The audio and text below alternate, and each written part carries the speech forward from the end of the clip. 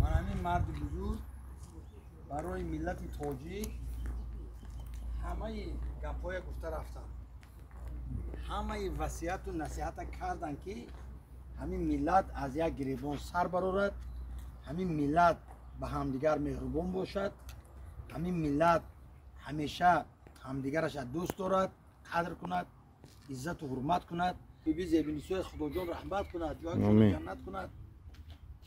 خدمتایی که اون کس برای استاد لایق کردن، اون کس برای ما کردن، ما تربیت کردن و همون زنی بزرگ هر سال همیشه طلبکشان آورده، یاد کرده، شعرخوانی کرده، موزه استاد لایق در مکتبشان ساختن، مکتب به نام استاد بود. و روح بیبی زیبینیسا شد بود.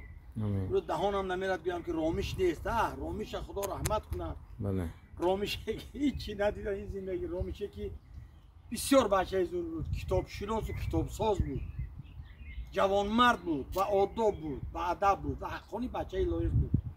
روحش شاد باد، روح ارواح پدر بزرگوار ما شاد باشد، جایشان پیشتاق جنت باشد. و پدرم باز ببخشا بر من کز تقاضای تو بیرون رفتم، عاشقی برد مرا با رهی خود، گویا از پی مجنون رفتم.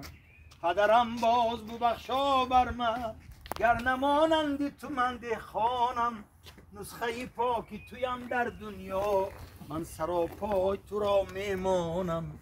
شاعری هم به مثل دهخانی است، شعر بنیادی همه مسند هاست، شعر تخمی است که سبزد در دل، شعر قرآنی همه ملت هاست.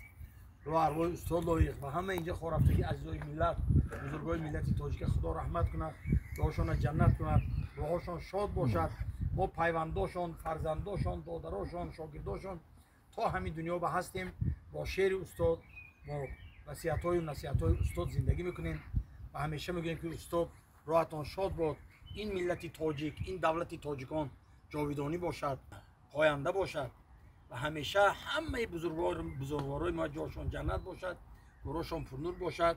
استاد بزرگ بعد 1000 سال نه تیزتر بیایید، باز به این ملت شعر گویید، به این ملت نصیحت کنید، به این ملت وصیت کنید. روحتان شاد باشد استاد عزیز. شهد الله انه لا اله الا هو والملائکه و اولو العلم قائما بالقسط ولا اله الا هو العزیز الحکیم لا اله الا الملك الحق المبين لا اله الا الله الحلیم الكریم سبحان الله رب العرش العظیم والحمد لله رب العالمین.